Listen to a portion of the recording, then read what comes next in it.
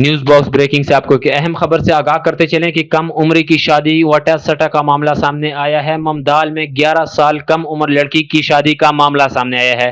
थाना नवा शहर के इलाके खोवा सोमे वाला में 10 साल आसिया बीबी दोख्तर जमशेद की शादी की कोशिश की गई है। बच्ची के वालिद का बयान सामने आया है। मजीद जानते हैं इस रिपोर्ट में। अस्सलाम वालेकुम जी, मेरा नाम मोहम्मद जमशेद है, मौदा ममदाल है जी। इसकी वजह ये है भाई मेरी शादी हुई आई 2011 जी, मेरी बच्ची जमी आई 2013 और यार कई डांग मेरे को रही घर दे वातू ना तलाक लाए रही बच्ची वो को गई वह साल अनमा लाए रही। उस तो बाद मेरे भाई ने वापस करा दी थी उस को रही हूँ आके वो जड़ा है ना माए बच्ची का मामू आसिया माई का उस रिश्ता करना चाहता है, बिरादरी करना चाहती है।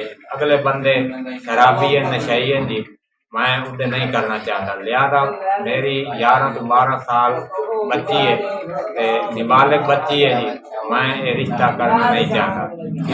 ਤੁਹਾਡੇ ਕੋਲ ਬੇਫਾਰਮ ਮੌਜੂਦ जी है? मेरे को बेफारम ही मौजूद है जी, दरखास्त नवे शहर थाने ते दी हुई है।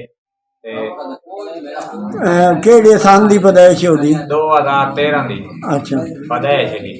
ਤੁਸੀਂ ਮਮਦਾਲ ਕਿਹੜੀ ਯਾਦ ਰਹਿੰਦੇ ਹੋ ਤੇ ਬਾਲੜੀ ਕਿੱਥੇ ਰਹਿੰਦੀ ਹੈ? ਉਹਦੇ ਮਮਦਾਲ रहने लक्का वाली पोल जी ते माई ਉਹਦੇ ਨਾਲ रहंदी है जी, सोमे वाली बस्ती है मंबड़ा दी।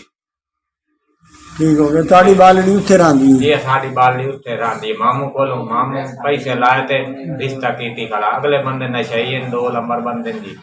ਥਾਣਾ ਨਵਾਂ ਸ਼ਹਿਰ ਕਬੀਰ ਵਾਲਾ ਲੱਗਦਾ? जी थाना नवा शहर तहसील कबीर वाला जिला खानेवाल। ਤੁਹਾਡੀ ਆਲਾ काम ਨੂੰ अपील है भी ये कम उम्र की शादी रुकवाई जाए। ये रुकवाई जाए।